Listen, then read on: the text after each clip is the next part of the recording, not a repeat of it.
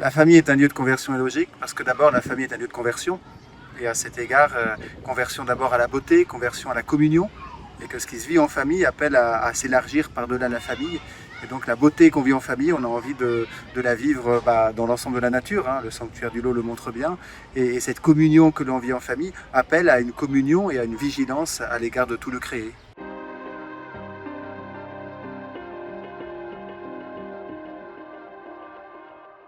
Je crois qu'en cette année de la famille, on est appelé à faire réfléchir les familles en fait à leur façon d'être insérées dans la société et dans le monde qui les entoure, dans cette conversion intégrale d'attention aux plus pauvres, de respect de la planète, me semble être une façon pour la famille d'élargir en fait le cercle familial. Je crois que notre foi chrétienne qui nous fait confesser que nous sommes tous frères et sœurs est éminemment un appel à dire c'est bien de penser à la famille, mais de ne pas oublier que l'ensemble de la famille c'est la famille humaine et c'est la famille de la Terre.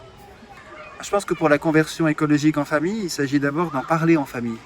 Peut-être que la question écologique est une question qui n'est pas toujours au centre des préoccupations familiales. Des fois, c'est les enfants un peu qui sont attentifs au tri, par exemple, ou à des choses comme ça, mais que ça fasse, par exemple, partie d'un projet, dire tiens, quel type de vacances on va vivre cette année et comment ces vacances vont s'inscrire dans une logique de conversion intégrale.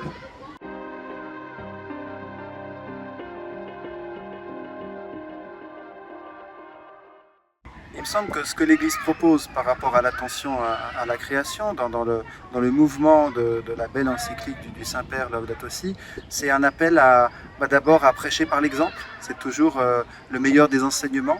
Et beaucoup de nos communautés, ici le sanctuaire du Lot, on y veille, essayent d'être plus verts, si l'on peut dire, hein, c'est-à-dire de montrer que ça se vit dans les petites choses. Et en fait, ici, dans un sanctuaire de conversion, ça peut nous aider parce qu'on se rend compte que la conversion, c'est pas simplement « Ah, je vais changer ma vie !» C'est j'ai des petits pas à faire au quotidien. Et en fait, dans la conversion écologique, c'est la même chose. C'est les petits pas au quotidien dont on pourrait dire bon, est-ce que ça vaut vraiment la peine de les faire? Mais quand on les met les uns à côté des autres, c'est ça qui fait les vrais changements. Dans le cadre de la conversion intégrale, bien sûr que ce que l'Église rappelle, c'est évidemment le message de l'Évangile, à savoir le respect de la vie, le respect des plus petits, l'attention aux divisions, aux injustices qu'il peut y avoir encore sur notre terre entre le nord et le sud. Je crois que c'est vraiment tout ça que l'Église remet au centre, en fait, en nous disant quoi? Et c'est là où Marie est intéressante, pas Marie intéressante, c'est là où Marie peut nous parler, c'est que Marie, femme, peut nous aider à avoir un comportement plus féminin, comme Église mère. Pape François en parle beaucoup dans son livre Un temps pour changer, où il dit que peut-être que ce que nous sommes appelés à vivre aujourd'hui avec toute cette pandémie, c'est revoir notre façon de consommer pour ne pas être dans une logique de productivité, de croissance, de possession, mais plus dans une logique d'accueil et de communion, on peut dire une logique plus maternelle.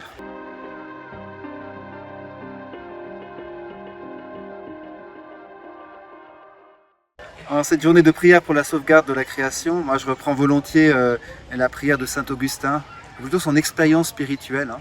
Il contemple les beautés de la création qui lui disent « Nous ne sommes pas faits nous-mêmes, regarde plus haut ».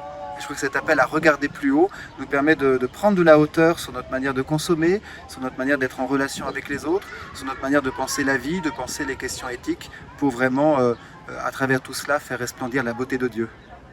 En cette année de la famille, je prierai volontiers ainsi, Seigneur, permets que toutes nos familles respectent ta création, qu'elles glorifient en fait ta création à travers leur manière de vivre au quotidien, à travers les petites choses du quotidien, que nous soyons tous des témoins de cette beauté de Dieu qui rejaillit justement dans les petites choses. On admire la beauté d'une petite fleur, on admire ces petites choses qui font la vie de famille, qu'elles soient l'occasion d'un vrai respect en fait de tout ce qui vient de Dieu. Amen.